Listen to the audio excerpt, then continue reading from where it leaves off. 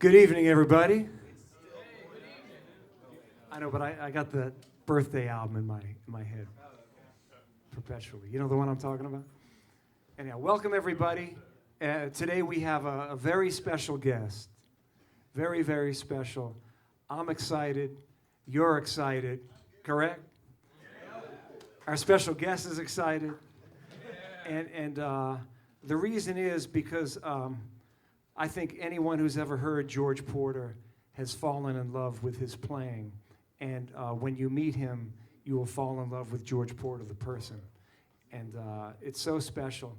Today is a continuation of the Al Reese Visiting Artist series that we keep bringing in some just wonderful people to visit us at Berklee and share a lot about their concept and whatever. But this one is even double good because George is going to play for you with a group that we have assembled. I think I'll just bring everybody out. We got Steve Bailey, chair of the bass department. We got Victor Wooten, artist, scholar in residence. We got Bob Tamani, who leads the Meters Ensemble. And please welcome our special guest, George Porter Jr.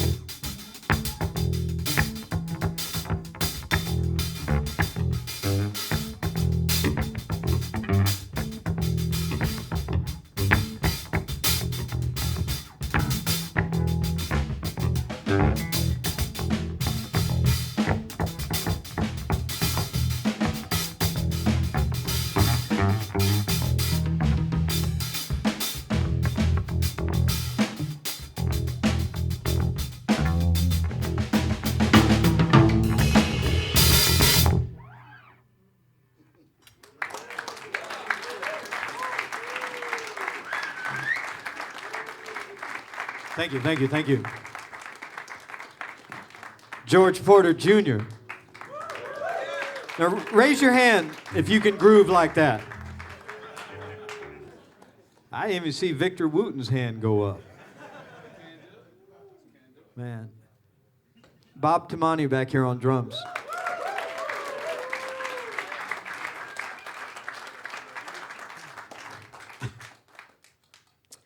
Wow. Next question. No, we're really honored, and thank you, Danny, for Danny. Why don't you know a lot about music? Get on up. Come on back up here. We've got an extra microphone.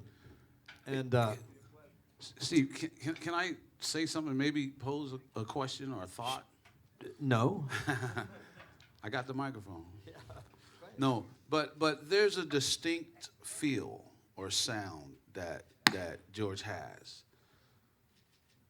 That, and we talked a little bit about it in Steve's office. At least we brought up the question, but it's like there's a distinct sound. It's funky. I mean, seriously funky, but it's not the same funk as maybe Bootsy with James Brown or Cameo or Verdine with Earth, Wind, and Fire. I mean, it's so. I guess what I know as the Meters, as the New Orleans funk. That's how I hear it. Like I could be outside and I would say, okay, that's somebody like from New Orleans, you know. Or from it's just a sound that you have. It's like your voice. Is there any way, do you have any idea like what that is? Is it just what you do? Is there a way we can get a piece of it? You know, what is it that... Can you explain it in clear academic terms so that we may benefit from your eloquence? No. So I got to tell you, I got to tell you I'll just tell you what happened in the office because we promised that we weren't going to talk about things and we were going to keep them spontaneous. But then we end up talking about things, and George, correct me where I'm wrong, Vic, but we were talking about this very thing, and George said, I didn't learn it, and Victor said, you created it. Exactly. We were talking about that New Orleans.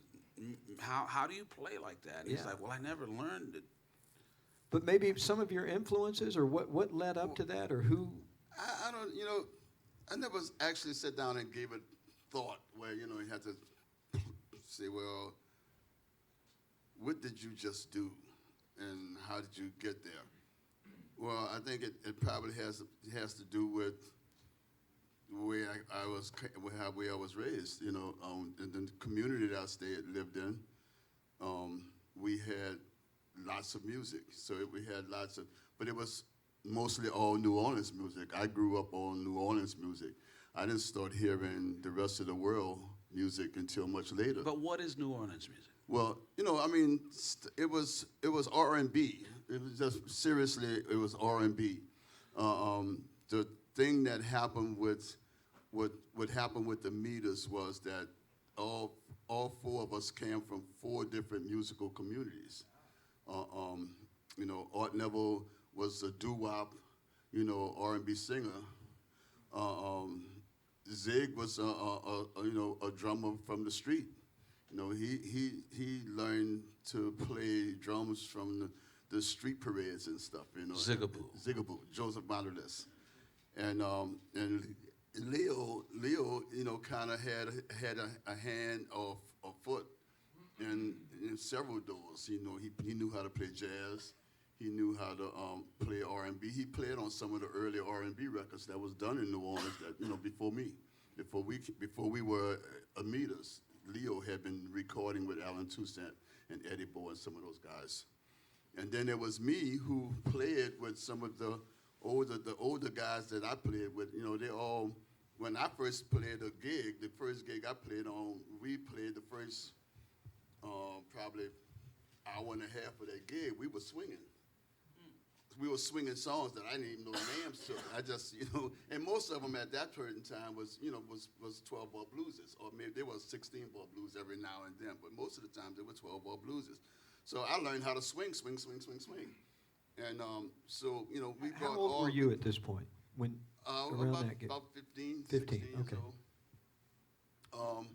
But by the time when we got to be in a band together, I had pretty much came through the R&B community, through the bebop community, through the what you call a traditional New Orleans jazz community, which is kind of feel. It was like a second line kind of feeling that swung, because all of the second line solos in the traditional bands, they swung that stuff, Even when the bands that had tuba players, the tuba player would swing, the guys like Walter Payton and those guys, So go ahead, Steve. Yeah, just I hope you're taking notes, but one word I want you to write down, or two words if it's hyphenated, is second line. That's my question. And if you don't know what that is, just make a point to Google it later, because it's very pertinent to this discussion. So you were going to ask. Yeah, that's close to that feeling. And and for bass players, back then, we were playing two beats against that.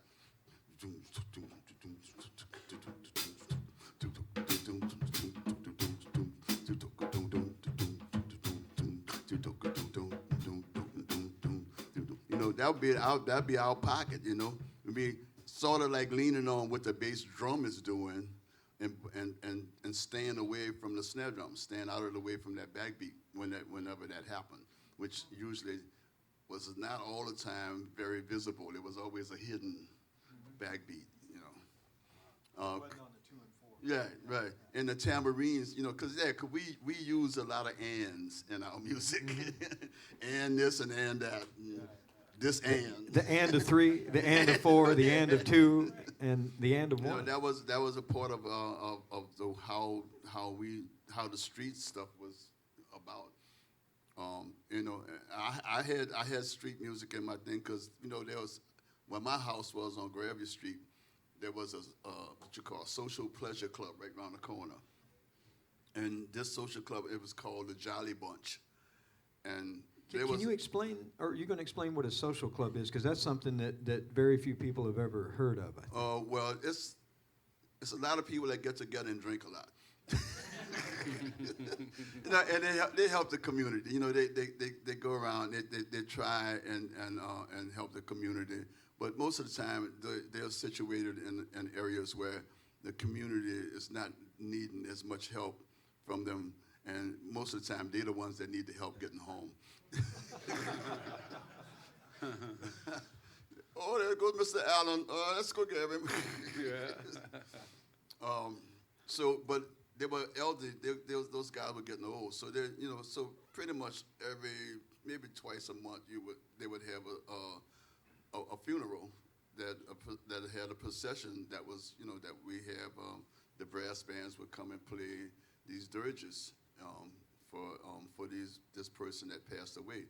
On the way to the grave site, it would be a slow dirge. On the way coming back, then the streets jumping, the whole street's jumping. Everybody is popping, because Why? I think they had a song saying, "We glad you gone," something. I can't remember what it was, but it was like, "Yeah, thank God you gone. You dirty so and so," or something like that. Oh, wow, really? These are funeral marches. These are funeral marches, Yeah. right?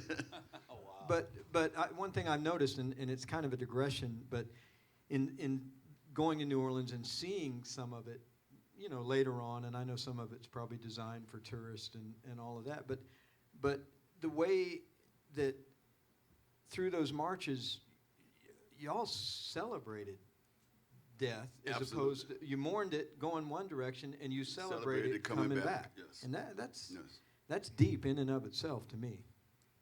But that played a lot of roles, especially in my musical development, and I believe also in Zig's musical development, because those street beats, they were like heavy.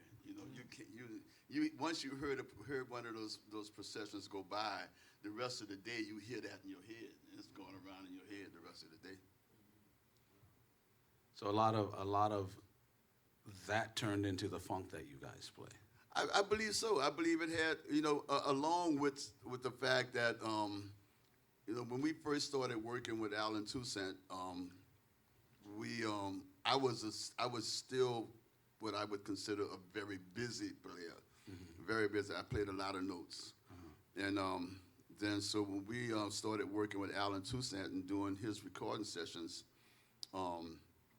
he kind of started teaching, and for me, I called it teaching because I was all ears when I at those sessions, and I learned a great deal from not what you play, it's what you don't play that makes that groove happen.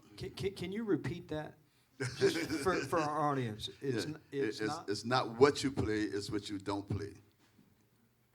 So it is, and basically for me that just meant that less notes. Less notes makes a bigger statement. But not only does it make a bigger statement, but it allows room for someone else to have a statement that be made. Space. You create space and allow space Exactly. for somebody else. So is the second line, that drum beat he was playing back there, is that used in the funeral processions? Very similar to that. There's a couple of different ones, but the dirge pretty much hasn't changed much in the last 50, 60 years. It's still and that's the snare drum roll. All right. This is going to the funeral, right? Yeah, that's going and coming back.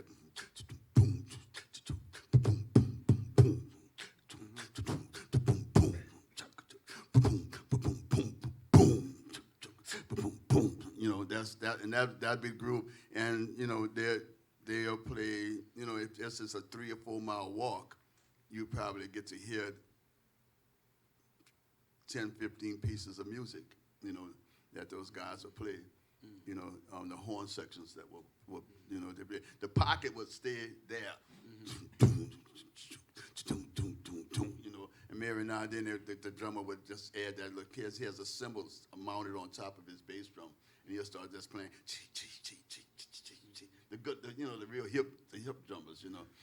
And this is drums and horns. Any other instruments in there? Say it again. Drums, percussion, and horns. Is that right? Drums, percussion, it's basically a brass band, right? Yeah. So the bass drum, they were separate people marching. It's a bass drum player, yeah. a snare drum player, and then tambourines, cymbals, some cowbells. But cowbells and tambourines were more like in the second line, which was the guys that people that followed. That's why the people that followed the second line actually followed the dirge. They got a name. They call them the second liners. So that's where that came from. Yes. The term second line. Second line. Never knew that. It came from the guys in the back. Wow. Thank you. I never knew that. I didn't need it. You just made it up. You just made that up, didn't you? No, I didn't make that up. No, it took years, but I read that and somebody wrote. Some guy from New York wrote that. Somehow I gotta be right. I doubt that. And that second line drum beat that we just heard, in my ears, that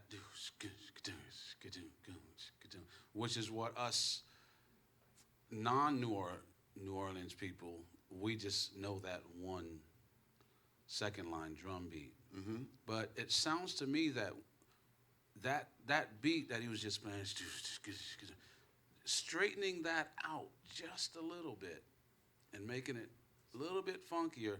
To me, I start to hear the most popular, what I would call the most popular meters tune, which is Cissy Strut. Now, it's because yeah, very sounds like very much like so. it comes from I that think. I beat. never thought about it that way, but that's a good way of thinking. I mean, that is a fair way to think of it. Yeah, I believe that street concept played a serious role in Zig's mindset as far as where he created his pockets. Yes. And like I said, he had no drum training. He didn't go to a school and learn drumming. He played drums from ears, and the grooves that he created on those sessions were, internally his own, you know. So he didn't come from anybody. He's him. But let me turn that around. Did you come from somebody? Were you listening to what bass players were you listening to, or were they tuba players, or what was going on with you? I think I came from a few guys, but mostly one person actually, and then it would be two, because the guy who I admired as a bass player, his name was Benjamin Francis. He thought that George French was the beginning of electric bass guitar, and so I always tell everybody that I'm a student of George French by proxy, because Benjamin Francis loved him some George French. All New Orleans guys. All New Orleans guys. George French played on a lot of that early Earl King music. Him and his brother Bob. And Papi never got to be famous. You know, he just always remained a local nightclub guy. He played in the small joints. You know. Mm-hmm. And I was his student that moved on to whatever this is called. Wow. There's some names for you to Google. I love Victor is taking notes. And I get notes from him afterwards. You guys are going, why is Victor Wooten texting while he's... But I know Victor, and he's writing these names down, which... Yep. Everybody wants to be like Victor Wooten. If you do, write the names. That's a good start. Francis? Huh? Benjamin Francis? Francis, yeah. And George? French. French, like the country? Yeah. Or French, okay. The fries. The French fries, yeah.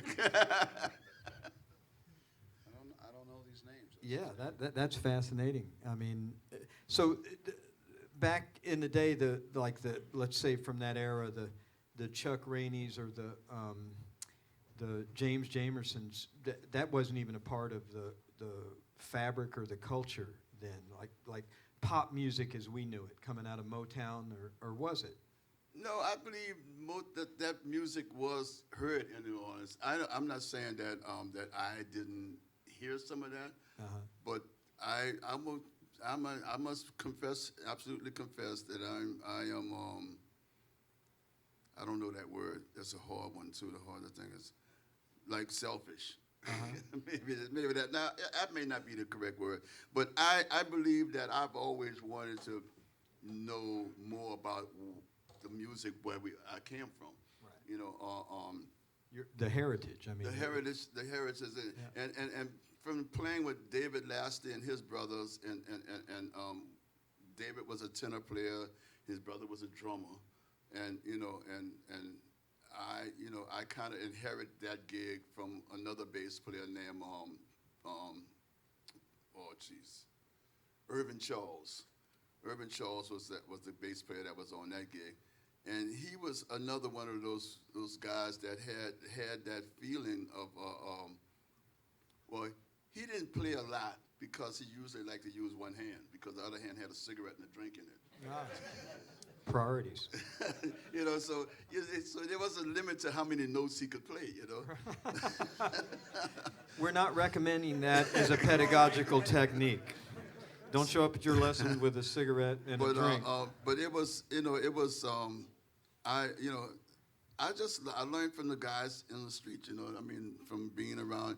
I was 15 years old, I was tall. I had a James Brown hairdo, about that high. I used to wear curlers in my head that big, and I was tall, and I wore my dog sunglasses. So most of the guys at the door didn't pay much attention, and so I would get to go into the Dewdrop and some of the Charlie's Corners and those places, and see some of those older guys play, and developed what I felt. I mean, by the time I got to play with Leo Zig and Art, I had what I thought at that point was a well-rounded tool case to select from musically, And then playing with Zigaboo, we started realizing that, there was some other things that that's available to me that I hadn't learned about, but that had mostly to do with the pocket that Zig created.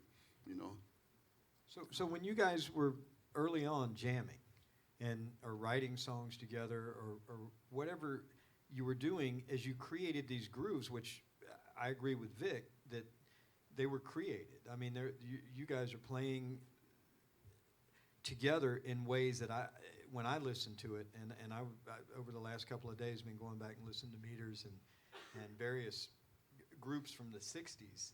I mean, it was unique what you guys were doing. But did you realize it was unique, or was it just like a natural, or were you trying to make it unique? Or let's figure out this, they'll like this, or they'll do this or that, or it was just an organic thing? I wish that we as a group would have knew and realized what we were doing. I think if we'd have done that, if we'd have figured it out, we wouldn't have broke up in such a short period of time. Really? No, I think the band, started losing touch with each other when they started realizing that, we had the primary songwriters, Zig and Leo. Right. That we were playing gigs with bands that were opening for us, and 6 months later they had hit records. And our primary writers were saying, "Oh, what's wrong with this picture?" And they started kind of figuring out that we can do this just as good as anybody else, and that I think that losing sight of what you were doing and trying to be what everybody else is doing is not I don't think it's success what's the word a keynote for success, because it's okay to be aware of what else is going on around you, but to say that I want to do that and then try to recreate that. And you're saying that's kind of where you guys went. I think that's where the primary writers went. Right. And then at that point we were we were little fish in a big pond. Right. Rather than at one time we were the pond. Right. Right. But the bands that had the hit records, do you think that we would know their names more than we would know the Meters? Oh yeah. Yeah. Yeah. But I mean, they got to be bigger. You got to be big. They got to be very large bands. Did it ever occur to you guys that maybe they were? I don't use the word stealing very well, but they were taking some of what, they were opening for you, so you guys were influencing them, and maybe they took that and made some. No, I didn't see what we was doing in a lot of that music. No, it was well, it was like the beginning of what disco turned into. Mm-hmm. When the song turned into dance music, a lot of the groups went after being that, but had better record labels, producing and performing for them. We didn't have that. At home, our management did not want us to become one of those bands, because then he lost his great rhythm section that he had in house. So we were like kind of like kept the secret on purpose. Well, in my mind, and maybe it's just from where I came from, and I probably owe this to my brothers, but the Meters were always like legends to us. Well, Cissy Strut changed the game, and people would listen at that. But it was, I thought, and I still think so, that music, I always said it, that the Meters was musicians' band. Right. Musicians listen to the Meters. Sure. The songs that we did and recorded weren't popular because we weren't in that doom, doom, doom groove. Right. The syncopation that we did separated us from that other group of the other group of music. That was the hits, mm-hmm. the hit records. So I don't think it had to do with well, I guess it did have more to do with what we did, but not as much to do with how it was promoted. How we were just presented to the rest of the world. And then years ago, when the hip hop community started embracing all our music, we had something like 147 samples. There was a second chance that the meters could emerge, the phoenix, emerge from the shambles. But the disc jockeys had decided that, that we're not going to let people know where this music came from, So that, that was and and because by now the band is not a unit of cohesive thinking, So Because everybody's out doing other gigs. We couldn't just sit down at the table and say, you know something, man, we need to do something about this. Well, why don't we just start writing about it? That's my sample, and things like that. But we couldn't meet in the middle to So do that. did you guys get paid for those samples? No, most of it we didn't. I think maybe one or two. I think the Red Hot Chili Peppers might have paid us, maybe credited us or something like that. Flea. But some of the bigger names, said, go screw yourself. And we wonder what's wrong with the music business. We are what's wrong with the music business. I mean, the musicians themselves in a lot of cases. That's sad to hear. Well, but I think I'm thinking that it's not. How you say? My granddaughter told me this one day. She said that she noticed that by the time she got to high school, everybody was individuals. When I was a kid, we all had if we had a boombox, all of us was hanging out with the boombox. But now, and it's probably the last 25, 30 years, everybody is individual now. Musically, meaning listening to music, yeah. So, so I don't know what you're listening to, and you Right. don't know what I'm listening to, and we might be listening to the same thing. Right. That is Yeah, true. really, since the Walkman came out, when you think back to all that era, I remember the first Walkman, Sony Walkman. I had one. Like, yeah, and they weren't, it was cassettes, folks. You've seen them, but we've lived them. But yeah, I never really thought about that. That was the change, is all of a sudden now we could listen to whatever we wanted to, and it became it was great. It was wonderful, but I never thought of it in the context, because before that, there would be groups of people in All your the time. garage listening to music and talking about it. Yeah.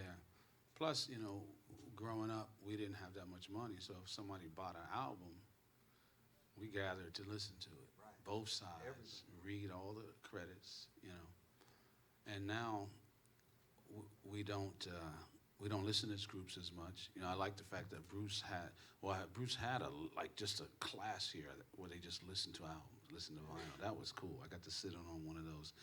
But now listening is an individual thing. All right, and we don't even own what we're listening to. Right now, we are paying for the right to listen to music. That's it. We don't even own the music anymore. You're just paying for the right to listen. I pay this amount of money, then I can listen. Like Right. iTunes and things like Yeah, that. where yeah, you're just Spotify paying or a whatever. licensing You don't fee. own any of that music. Yeah. Right? You But- don't buy like you did a record. This is my record. Sure. I put my right. name on the back so Right. people couldn't go away with my Exactly. record.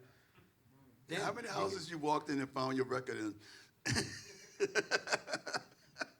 That's true. My wife used to do it when stuff started missing out of the house. Yeah. My wife would say, "Let's go to a party." We go, and the first thing she You take goes the to the record. record desk, Okay. There's my record. looking for her record. Danny, you got Yeah, I just want to say it's great to hear you talking, George, about how curious you were as a young person. That's the student that you were. You were curious about hearing these people in your community who made an impression on you. But it's that intrigue and curiosity that we talk about as your experience here at Berklee. And I think heighten that, and results will happen. I mean, hearing George's story, but it's great to hear you talking about that. Yeah, and Danny was at the show last night. I could Here in like to say a word about that too. It was so enjoyable seeing it at City Winery. Your relationship with your drummer and keyboard player, you guys were just loving each other and listening so hard and enjoying it so much. That was visible. But also, you do a lot on the bass. I saw you last year at the Mint in L.A. I didn't. You play a lot of chords. You play a lot of harmony. You jam so beautifully, George. It's an inspiration. Oh, That's what thank I'd you. say, yeah. But I don't know how to do that. Well, that's what I heard. That's what I heard you doing. Yes, I listen to well, Victor and Steve both. I mean, y'all have two more strings than I do. That helps with bigger chords. Yeah. That y'all is me. 'Cause I think he hadn't grown. Never mind. He still has 4. But I'm sticking with 4. It took me too long to learn how to play 4 strings.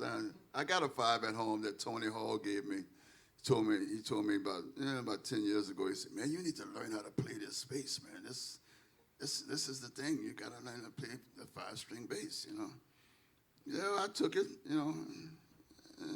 I didn't play it. Fair enough. I mean, if everybody did, it wouldn't be any fun. Yeah, they got enough guys playing 5 strings already. What were you working on back then? Was it just, what were you working on to get learning chords and all that stuff? How'd you do it? I did. Well, I mean, it was. I heard it. I heard players play it using chords and stuff like that, and then for me, I just used what I had available, which figuring out how to do that. I mean, let me show it. This is what I do. This all the time. It's a piece of. It's almost like everything I do when I just first pick up the bass, and just then the first thing I do is this. Then I like grooving, so I've been.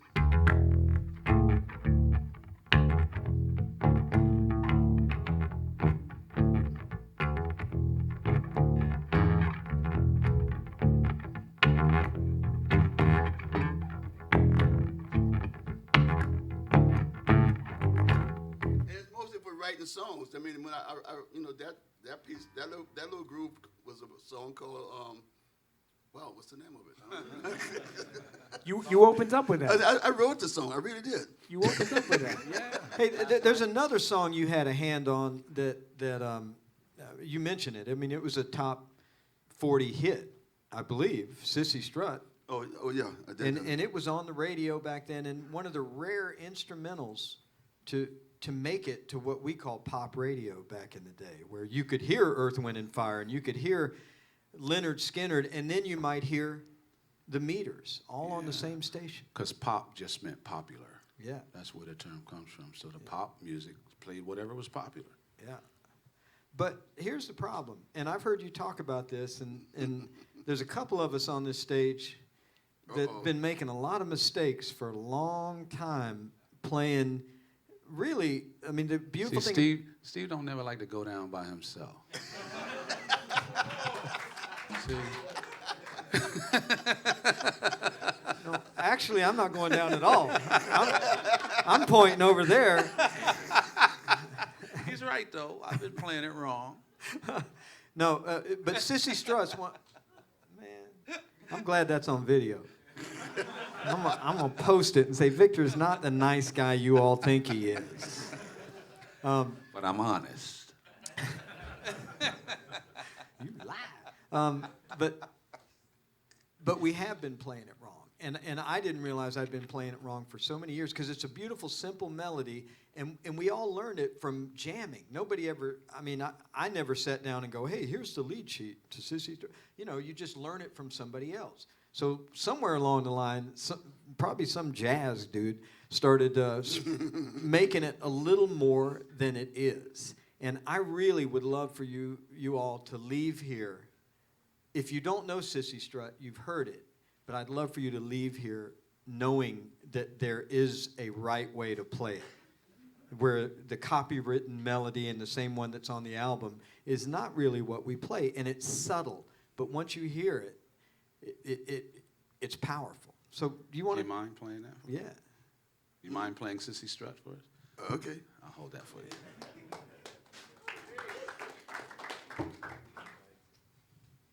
Two licks. First one.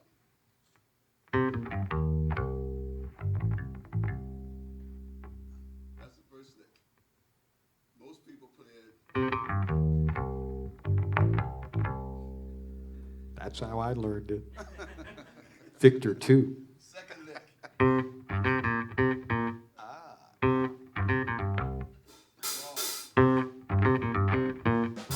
That's not it, right? That's wrong right there. That's the wrong. way. Right?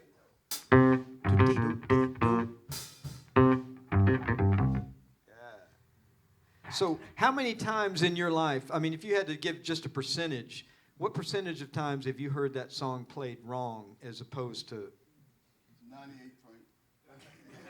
98.3, give or take? Do you mind, for us, will you play that with drums? For Oh, yeah. Just so we can hear that groove? You going down with us, man. Yeah. The only one we haven't dragged into this yet is Danny, but the moment's coming.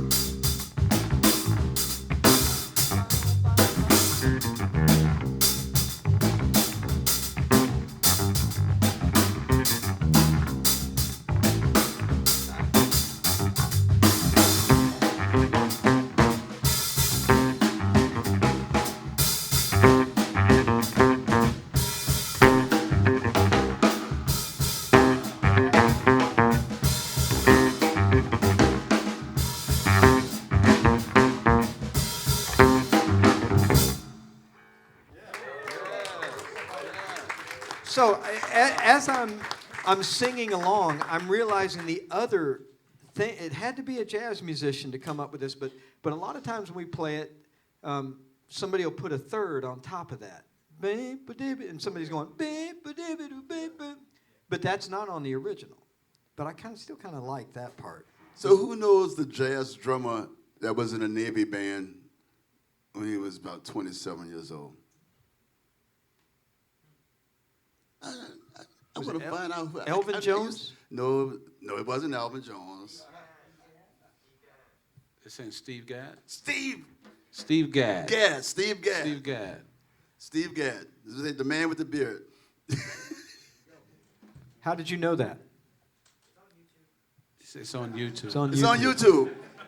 Everything's on YouTube. His- Don't his learn ver- everything on YouTube. His version of Cissy Strut was the big band version where those extra notes came in, because he had the horns playing that. Good. That's where it came from. I'm curious. Go ahead. Victor, I know you were talking before. 6 or flat 7. Can we get to that? What?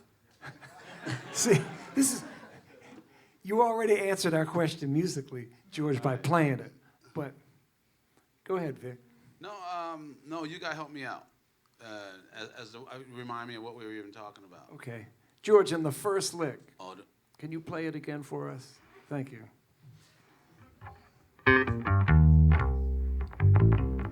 That. boom, boom. It's an A. Dun, dun. In the key of C, A is the... Okay, so 6 wins. Right. A lot of us put it as Thank the you, flat. George. A lot of us play it as the 7. Yeah. The flat 7, yeah. Do do, yeah, do do do do. Can we blame Steve Gadd for that too? Yeah. Yeah. I don't know if Steve did the Do do do do. I bet you probably did. There's a couple other things in there where you're playing a fourth. Do do do. Keep going. No, no, no. Do. Play the first line here.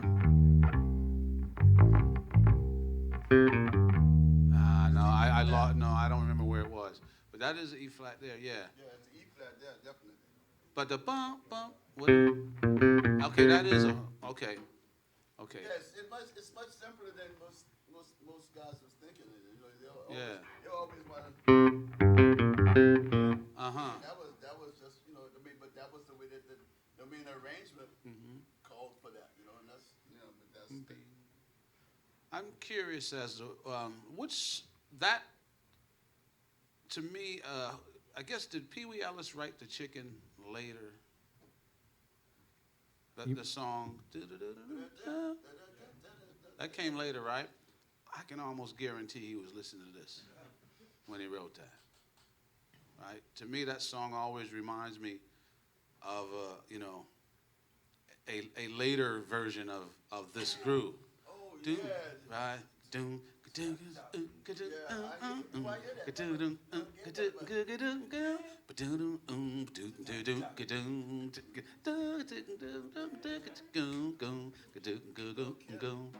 me, that's where it came from. Yeah. And a lot of people think Jocko wrote that, but no. Same Memphis Soul Stew. I was thinking of that too. That's another one. Yeah. Yeah. So maybe y'all have some questions? Anybody have anything that doesn't have to do with what kind of strings you use and what amp do you play through? There's a microphone there, or you can yell out the question and we'll repeat it for the video. Right here. What do you think the most important gig you ever played was? This show in general. The most important gig or show you ever played.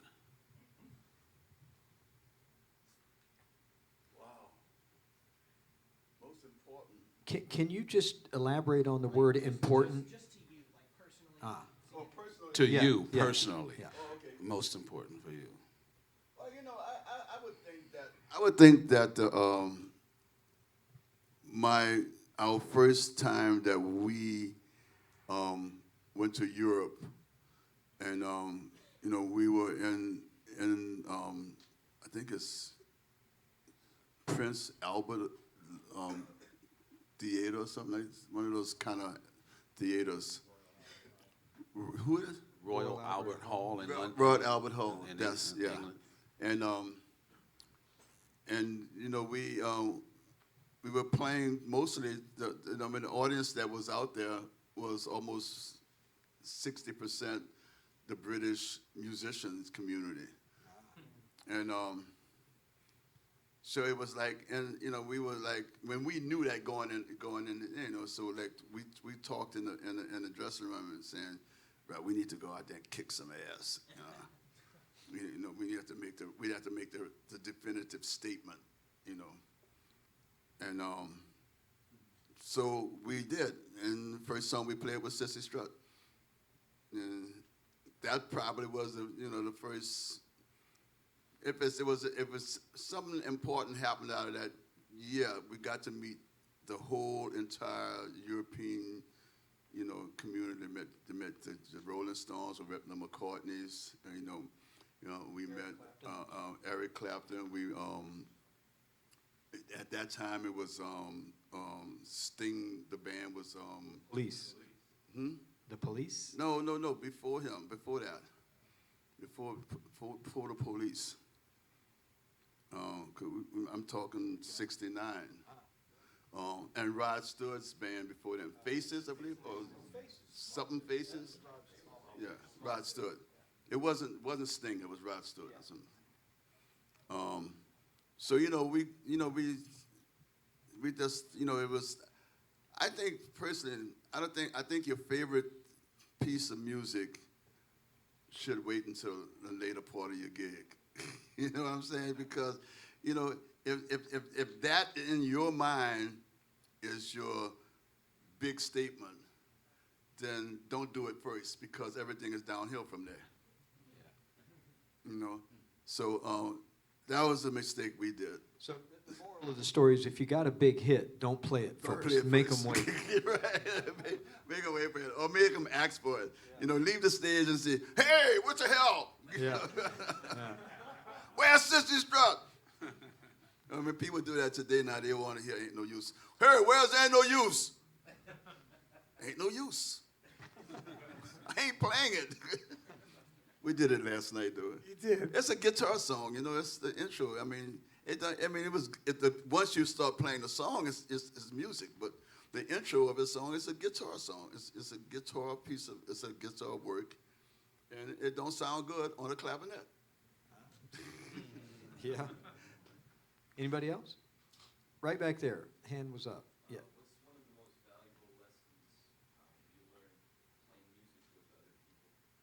One of the most valuable lessons you learned playing music with other people. Ooh. Leave your ego at home. Amen. Yeah, when I come to play in your band, I'm playing in your band, you know, and I'm going to play your music the way it's, you know, well, not necessarily the way note for note how you required it, because I don't do homework. I just show. I listen to it. Neither do any of those. Most of these guys don't either. I'll listen to it, and you know, and I'll get that, and I'll interpret it. But you know, but I will play your music. I'm not going to try and, you know, force my musical thoughts on top of your music. I'll say this, and I don't know if you remember this. I don't know if you remember this, but we all jammed together at a NAMM show in Nashville for a big Ampeg party at 12th and Porter. Oh. Do you remember this?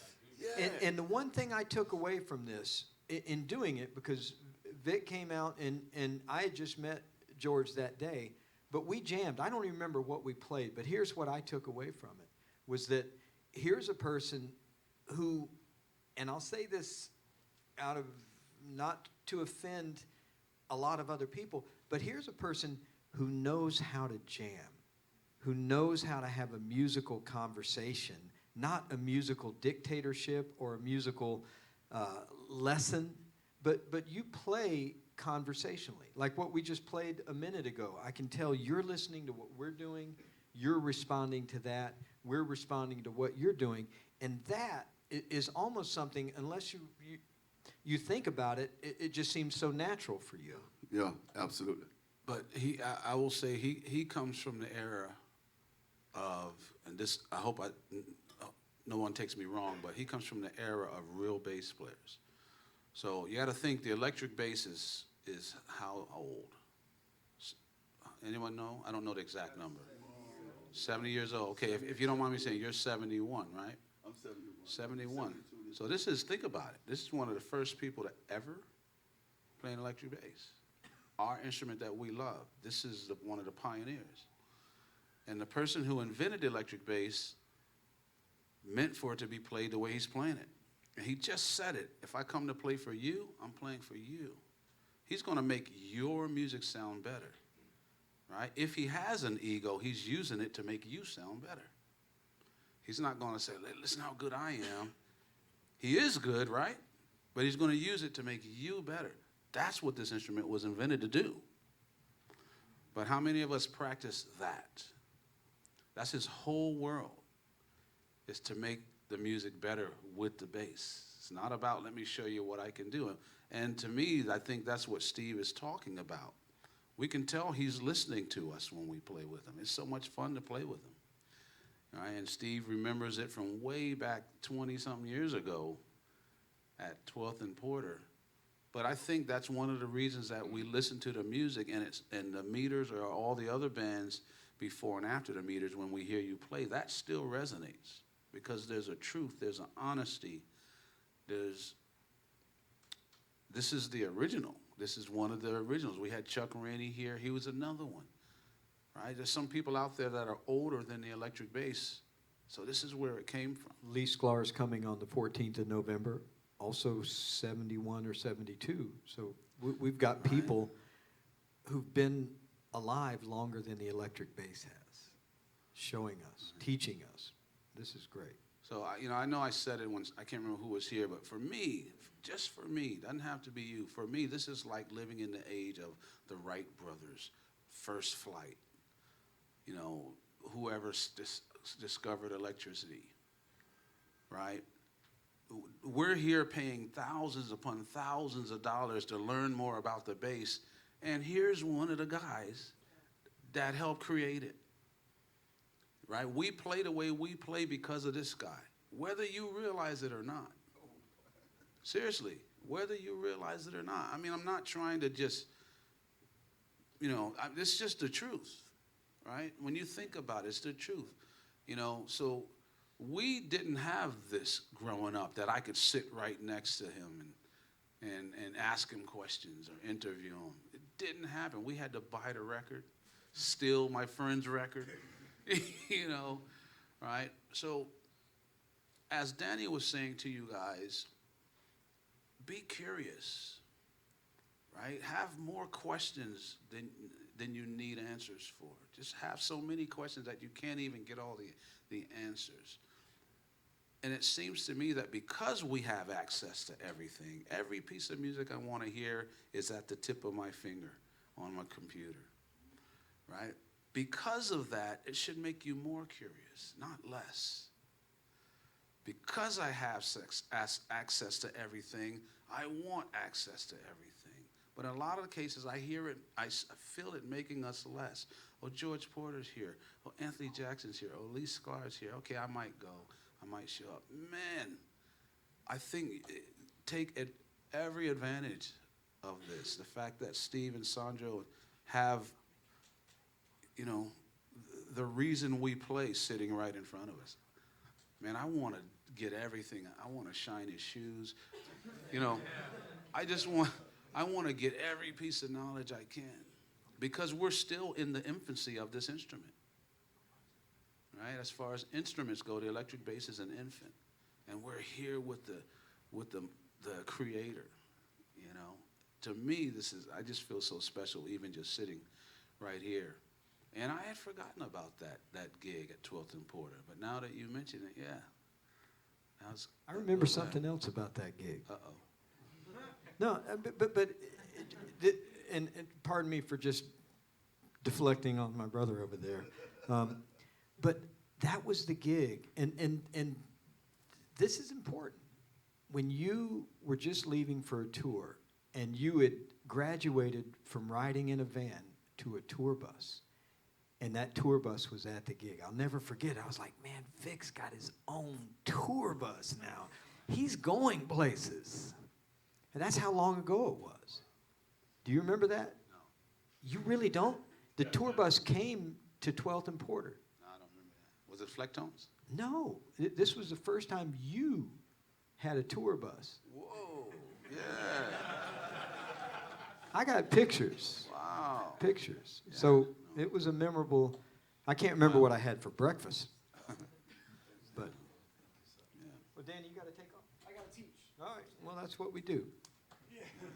That's Great. Thank you, Danny. Danny Morris, y'all. Thank you, Danny. Yeah, you're right.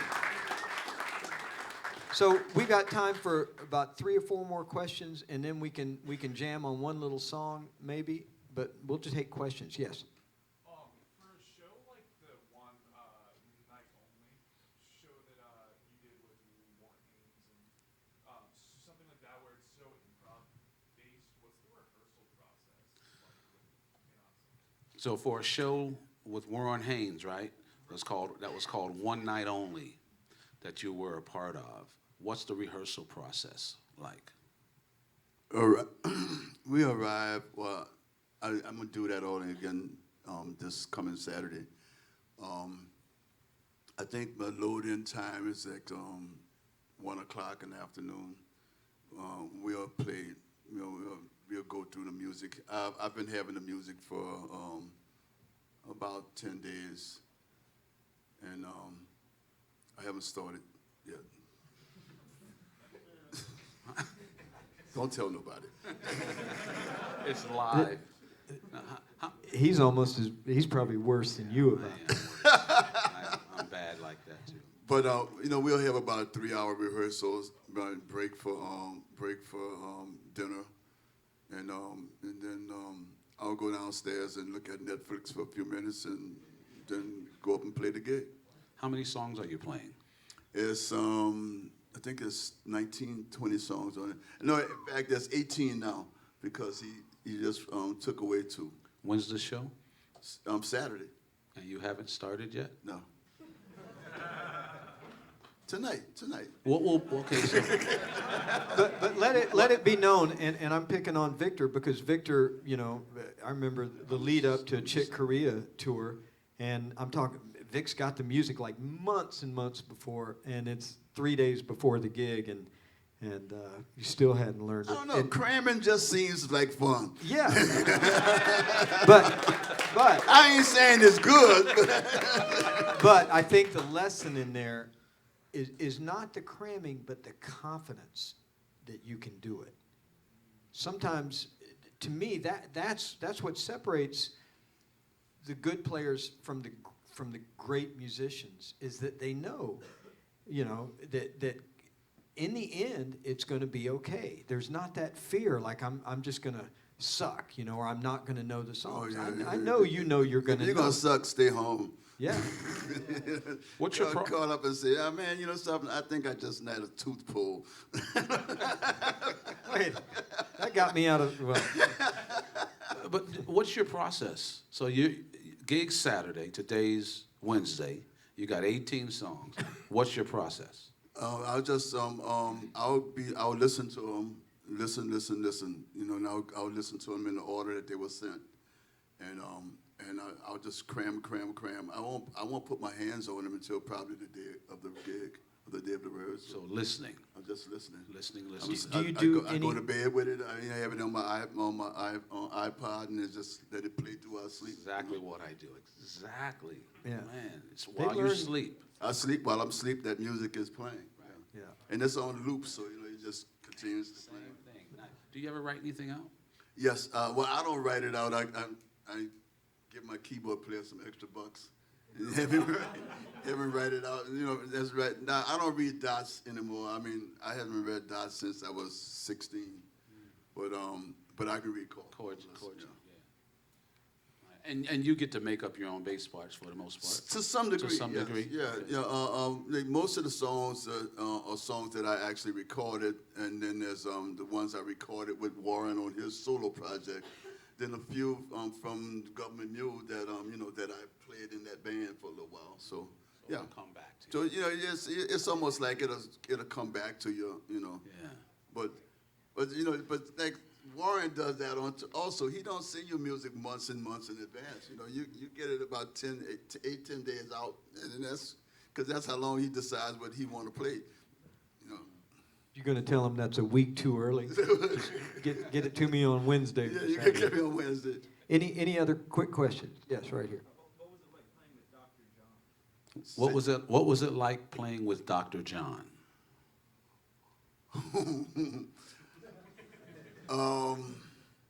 That's a good enough answer right there. That's 2 parts to that session, to that question. One is the recording session, and then there's the gigging aspect. The recording with Mac was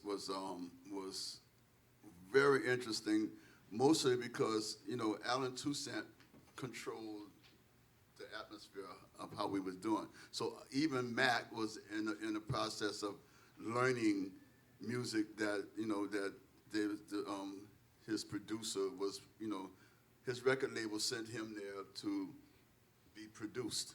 So when you hire a producer, the producer produces the music. So it means, in some sense, he teaches you what to play, or he shows you how if he's a good producer, he's gonna make you know what he wants you to do, without beating you in the head, So he's supposed to inspire you to be your best.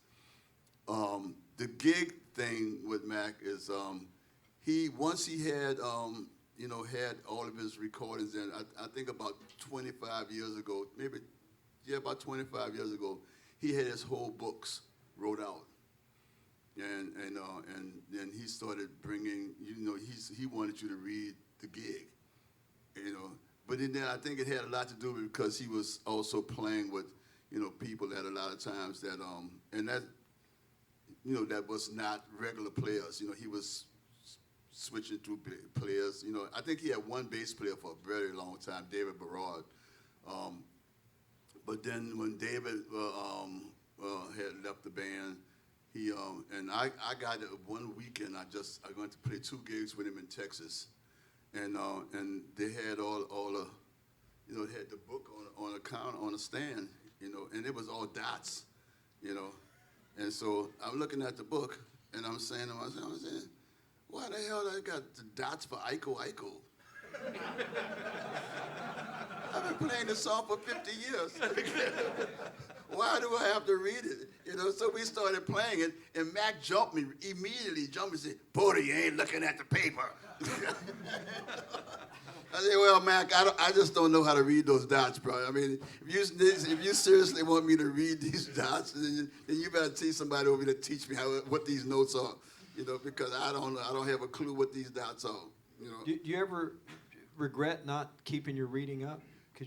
Yes. I remember when I was 14, 15, 16, 17 years old, I don't know if you remember, but the Library of Congress released, it was a full set book. It was 4 books and an index book. They were about that thick, and it was every song that was ever recorded. I think it was 1928, something like that. Wow. No, I didn't know about that. And it had every song that was recorded up until, and I got the book in 1968. But it was notated. 1965, I got that book. So it was all notated. Yeah.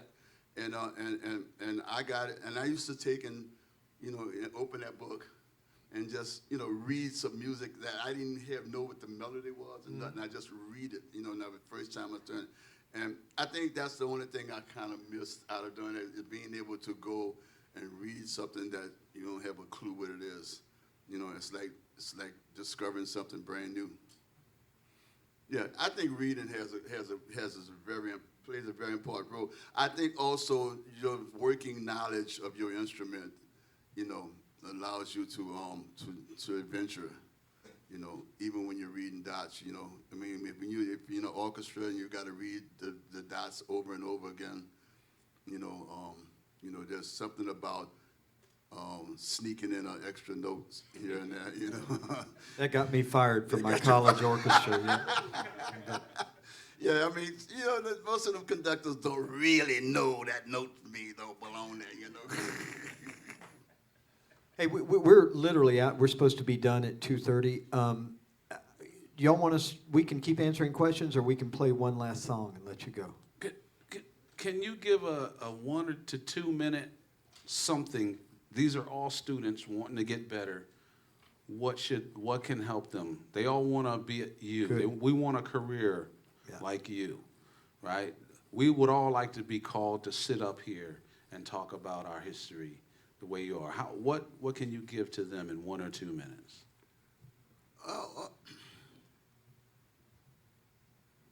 I mean, my personal thoughts about my place in music when I'm playing with musicians, and it don't matter what. The only gig I haven't had at this point is a country western gig, and I keep calling Walona and telling her, "Girl, you need to hire me," but she just won't do it. It might be too funky. You make it too Too funky. funky. That's the only thing I've done that George hasn't done, so I feel good. But no, I think that the fact what I said earlier is about knowing your instrument, and B, is knowing when to not be you, but be what's needed. You know, I think it's very important to be very knowledgeable of the music. And then if you're one of those persons that's looking forward to being the next thing, you know, then learn the business, because this business is not easy, and for the most part, it's ran by crooks that's gonna jack you up every place that they can, you know. So the more you know about this business called music, the more you know about it, the better. At least you know, sometimes sleep at night. You know? Are there anything, real quickly, besides musical things and business things, as people go out on the road and they've got to build relationships with people, what are the pitfalls of that?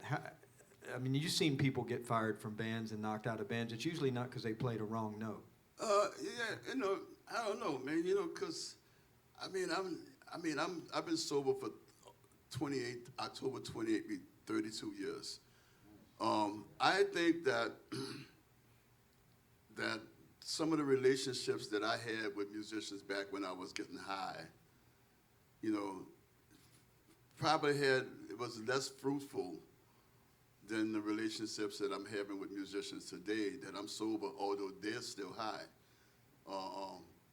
So, you know, I think that knowing who you are and being able to be really truthful to you, you probably will fare much better out there in the industry when there's a lot of people just getting high around you, and that's provided that you're sober. If you're not sober, then you just have to make sure that you and whoever you hang out with is doing the same drugs, because doing different drugs means that you have different attitudes. So that means that don't work either, So I'm not advocating is the word? That's a good one. Okay, I'm not advocating that you do drugs. I'm saying that if you can do this without drugs, you will enjoy and you'll live longer. Really, you'll live longer. I've buried too many friends, that went because they didn't pay attention. I didn't. I was sitting at my friend's funeral snorting cocaine. I couldn't go inside because I was wired so crazy. So I sit out in front of the funeral home and watched all of the people that was around me, at the funeral, celebrating his life. I'm sitting in a car snorting cocaine and drinking straight out of a vodka bottle. It was like what kind of helped me get away from that was a keyboard player came up to me and told me, he said that I saw him. They were in a little group talking, and I saw him talking, and maybe weeks later, and the guy walked up to me and said, "Hey, Porter, what's up, bro?" I said, "Hey, man, what y'all were talking about in the little group that y'all was talking about?" I said, "We were talking about you." And I said, "What you mean you were talking about me?" I said, "Yeah, the question came up was who's the next funeral we going to?" And they all collectively said it was going to be me. Because I was bad. I was bad. And probably, like I said, 32 years ago. But if you think about if it was 31 and what's this, 300 days in a year? 265. I never know how many days in a year, but I was just probably one day away from being that grave, that next burial system, because I think if you can get through this world and this industry without doing drugs, go for it. And you're gonna have more fun, and you get to keep all your money. And you don't have to worry about who you wake up next to, And just Keeping it real. Love yourself, man. Love you, man. Because it all means more when you actually know what you're doing. It's one thing to hear it from people, but from somebody who's lived it and survived it, it's powerful. Thank you, George. Hey, Vic, I got a challenge for you. Uh-oh. I bet you still can't play Cissy Strut the right way. Why don't we, you want to wind up with me being right, or are you going to prove me wrong? Hey, man, we got the master right here. That's I'm called not even gonna deflection touch right it. there. I want, Why would I even? Can we jam on that a little bit? yeah. Let's jam on something else, man. Let's go. Something else? Whatever you take, wherever you take Yeah, it, let's go. George. Let's go. Let's go. Let's go somewhere. Wherever you take it.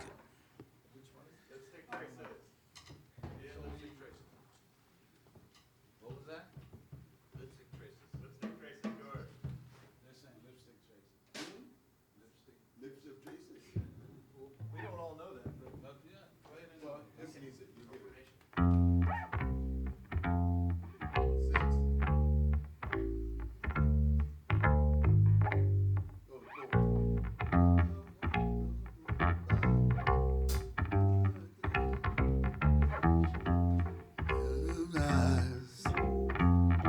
You wave your hair. I won't come home no more. 'Cause you not there. I got it bad like I told you before. I'm so in love with you. Don't leave me no more. Lipstick traces on a cigarette. There is memory, baby. Still be yet. I got it bad like I told you before. I'm so in love with you, baby, no more. Won't you come back home? Come back home. Won't you come back home? Come back home. I'm crazy about you, ain't do you doubt you. Oh, won't you come back home? Lipstick traces on a cigarette. If you remember me, baby, live it yet. I got it bad like I told you before. I'm so in love with you. Don't leave me no more. Get on it.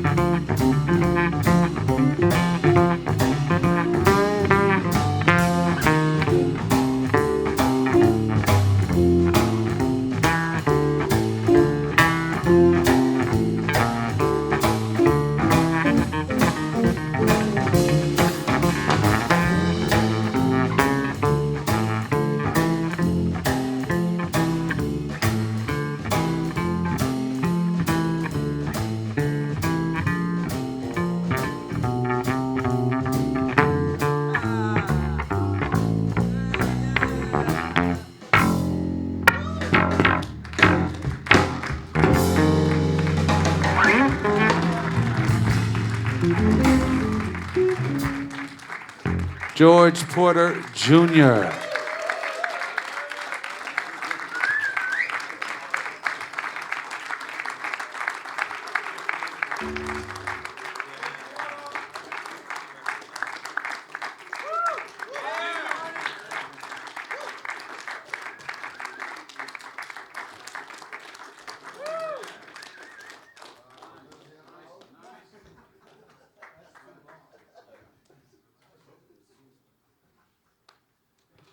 So, who's next? Ron Carter, the 28th of October. Yannick Wisdala, the 6th of November, I think. And on the 13th and 14th of November, Lee Sklar. Wow. Just keep your eye on the Berklee-based department Facebook. We'll keep you posted. And Victor Wooten. Thank you, Victor. You notice how he chickened out of Cissy Strut? I'll just let that speak for itself. You want me to email you those pictures? Please. Yeah, any you took. Alright, so it's just at Hey, if anybody took pictures, put them on our Facebook group. Sounds good.